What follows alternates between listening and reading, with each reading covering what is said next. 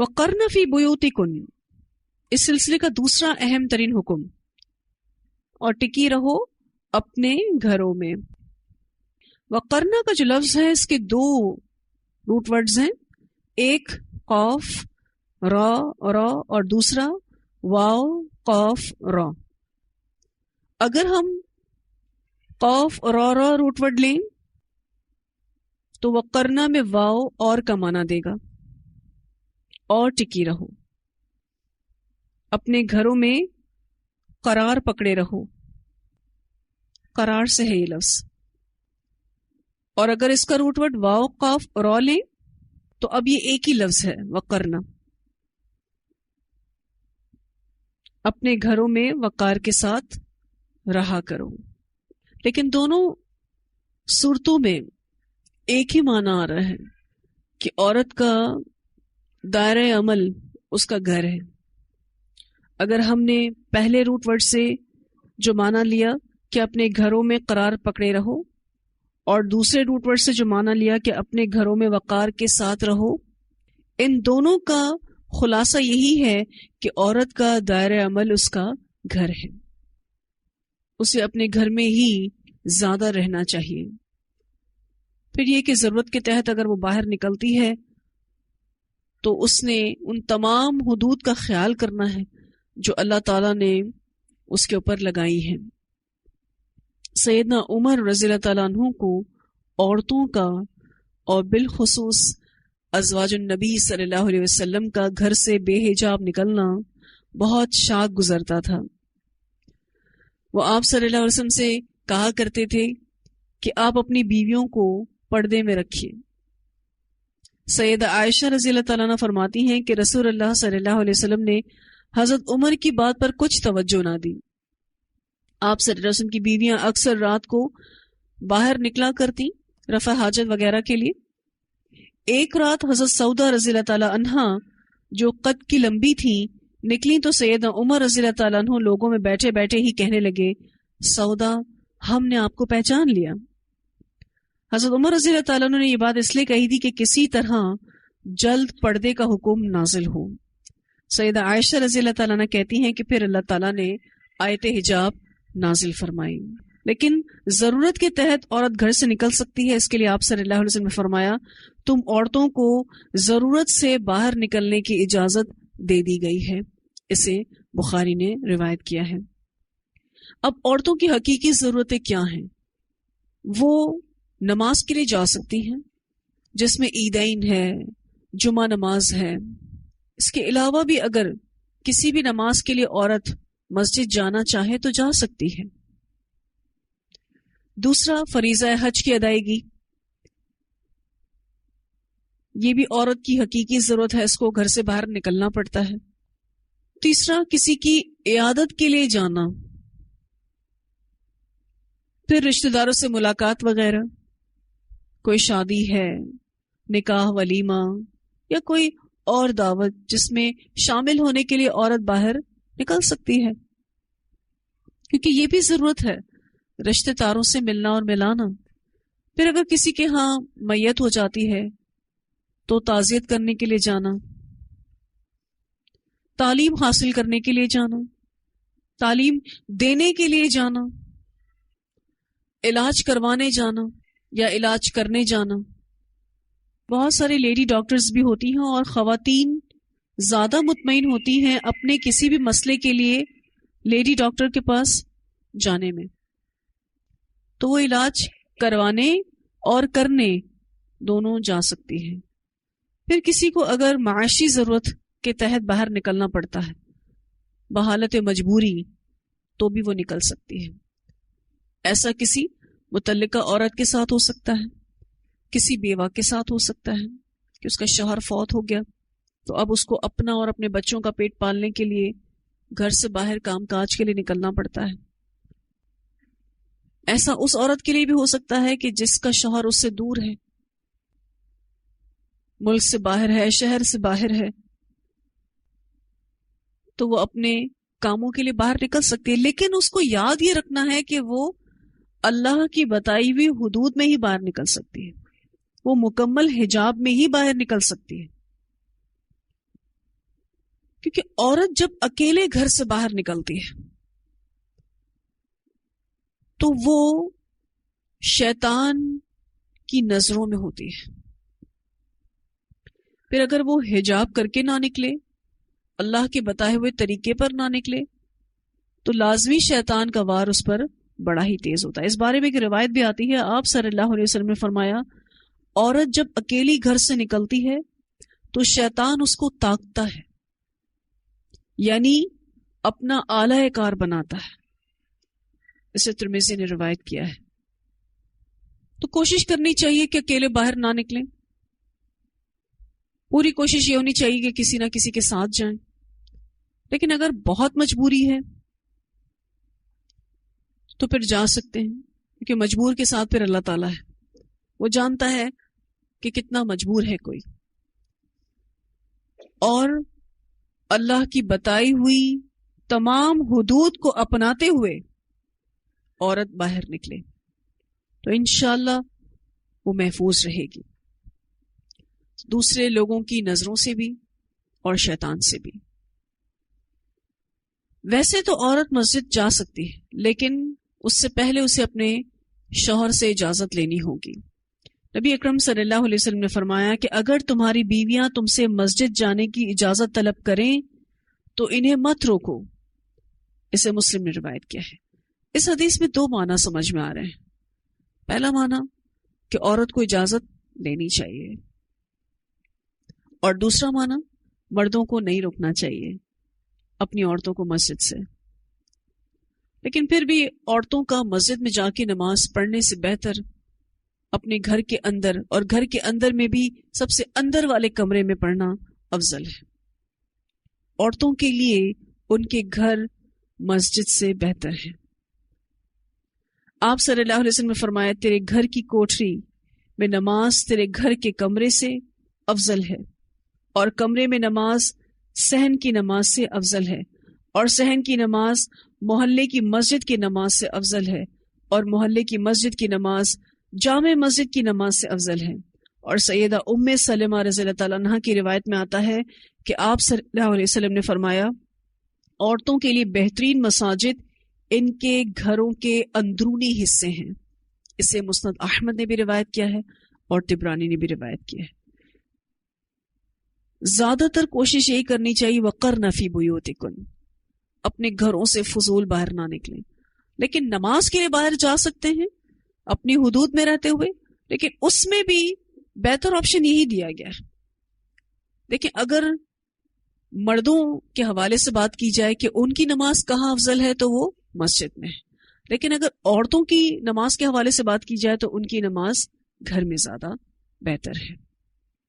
کیونکہ بہت ساری خواتین یہ تو جانتی ہیں کہ ہم مسجد جا سکتی ہیں، لیکن وہ یہ نہیں جانتی کہ وہ مسجد جائیں گی تو ان کو کن کن حدود پر اپنے آپ کو رکھنا ہے، کن کن احکامات پر عمل کرنا ہے، پھر ہی وہ مسجد جا سکتی ہیں.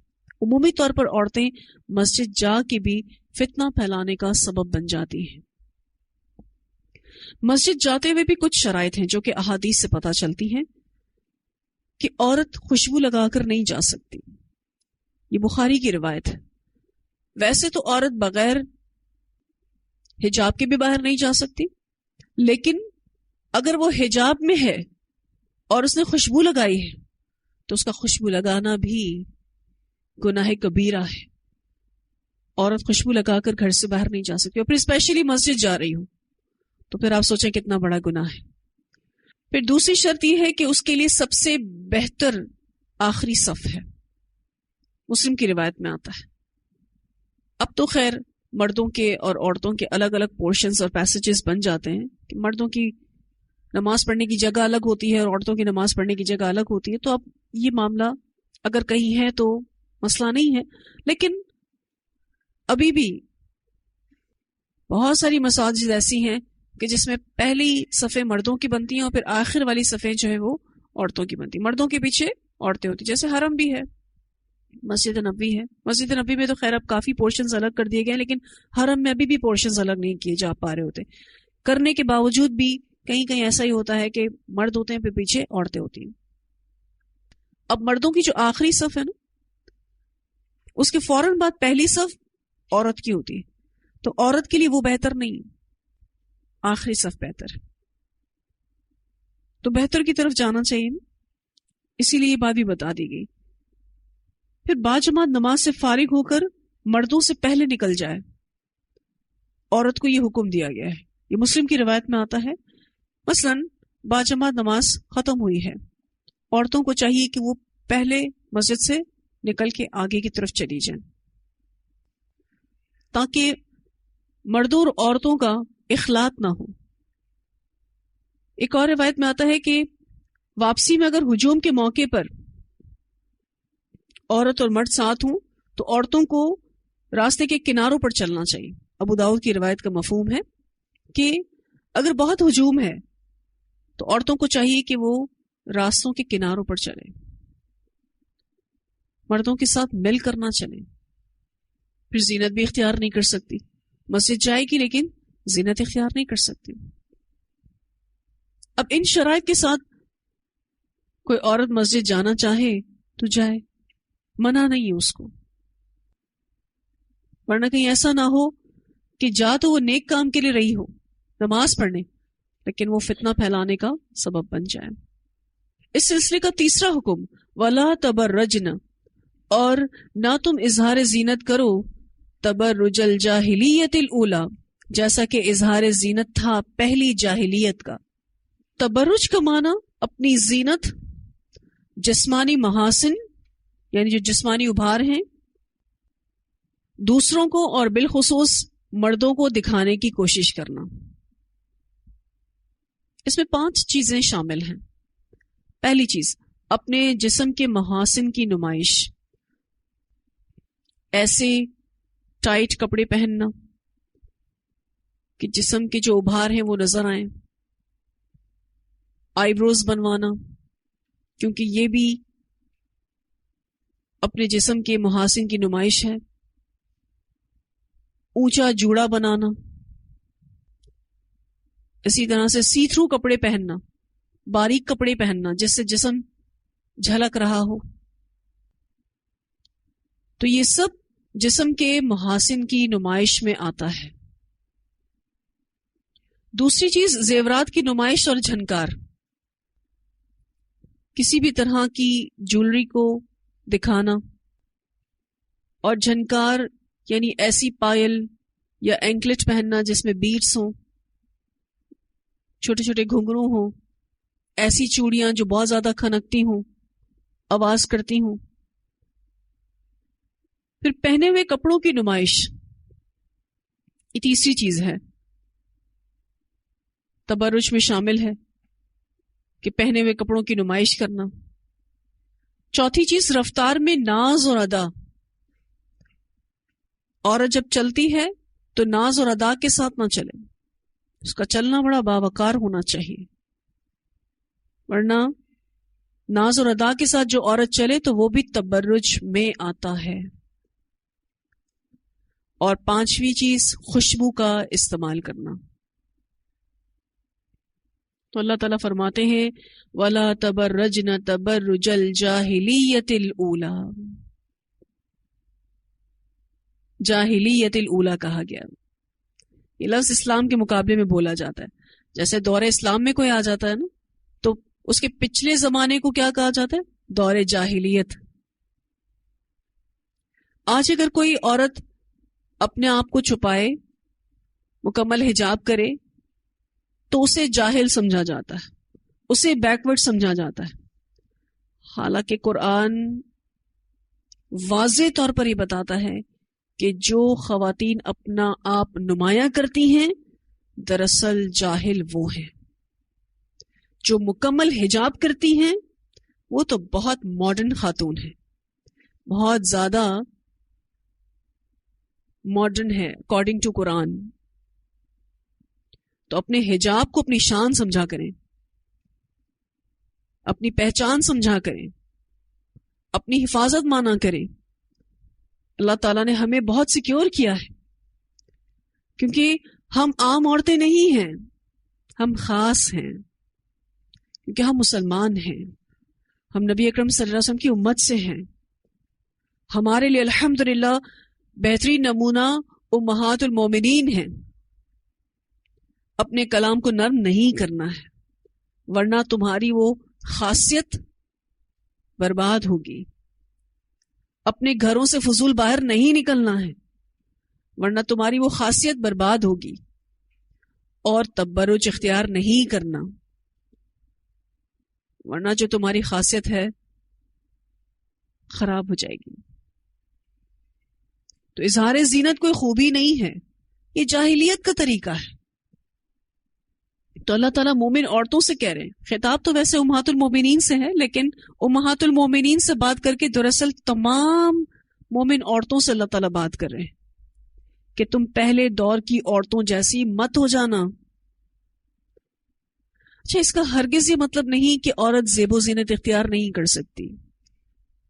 عورت زیب و زینت اختیار کر سکتی ہے، لیکن جو اس کے رب نے حدود قائم کی ہیں اس میں رہتے ہوئے۔ مجاہد کہتے ہیں کہ پہلے دور میں عورتیں مردوں کے اندر پھرتی تھیں، اور یہ تبرج ہے، مردوں کے درمیان گھومتی پھرتی تھیں عورتیں۔ آپ اس چیز کو اس طرح سے محسوس کر سکتے ہیں کہ اگر آپ کا کہیں ایسی جگہ جانا ہو جائے جہاں صرف اور صرف مرد ہوں، آپ کا عجیب دل ڈر جاتا ہے، ایک انسیکیورٹی سے آپ فیل کرتے ہیں، اور آپ کا دل اس بات کی گواہی دیتا ہے کہ ہمارا یہاں آنا مناسب نہیں ہے، کیونکہ ایمان جو ہے نا دل کے اندر وہ اپیل کرتا ہے، وہ بتاتا ہے۔ کیونکہ دور جاہلیت میں ایسا ہی ہوتا تھا کہ خواتین کے تبرج کا ایک طریقہ یہ بھی تھا کہ وہ مردوں کے درمیان گھومتی پھرتی تھی۔ آج بھی بہت ساری خواتین کا یہ شوق ہوتا ہے مردوں کے درمیان بیٹھ کر گپ شپ کرنا، وہ خاندان کے ہی کیوں نہ ہو۔ یہ بھی تبرج ہے، یاد رکھیے گا۔ آج اس کی شکل کو ایجوکیشن بھی ہے۔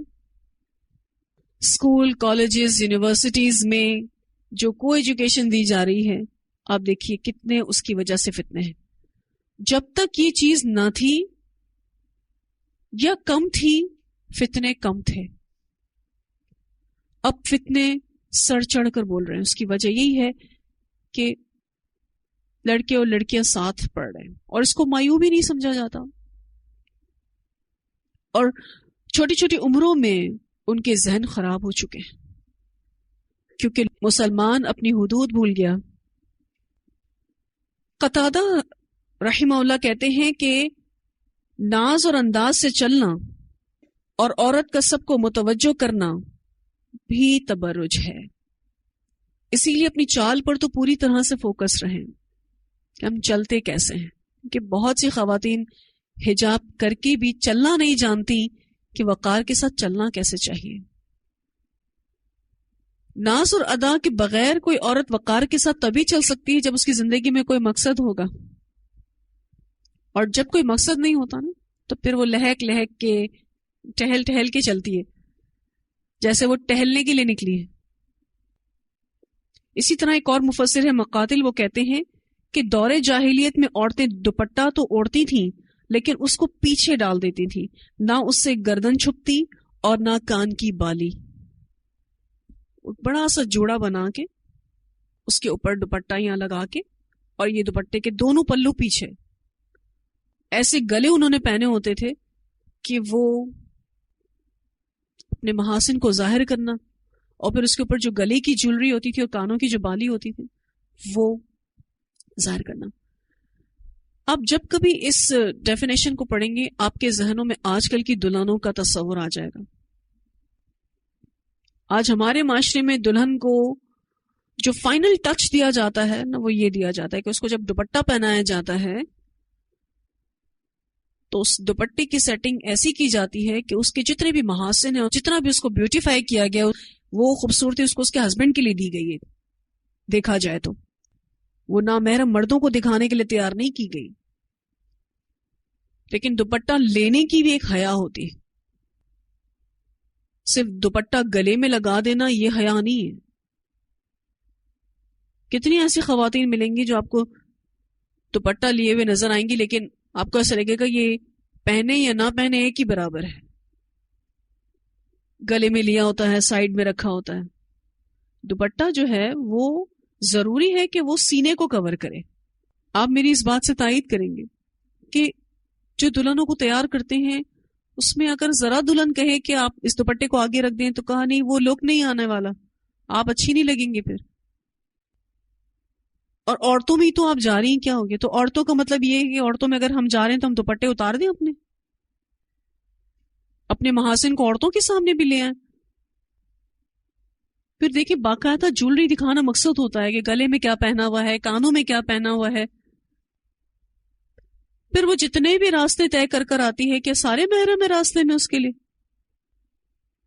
پھر وہ ساری حدود پامال کرنے کے بعد ایک بڑی سی چادر تھوڑی دیر کے لیے پہنا دی جاتی ہے کہ جی ہم بڑے اچھے مسلمان ہیں.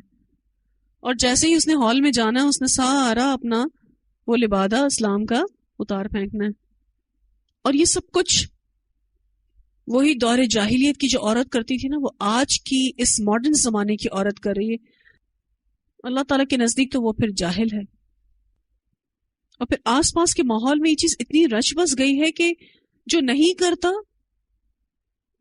وہ تنگ نظر ہے، جو نہیں کرتا وہ بیکورڈ ہے، جاہل ہے، اس کو سجنا سورنا نہیں آتا، اس کو زمانے کے ساتھ چلنا نہیں آتا. حیا کو پامال کرنا زمانے کے ساتھ چلنا ہے.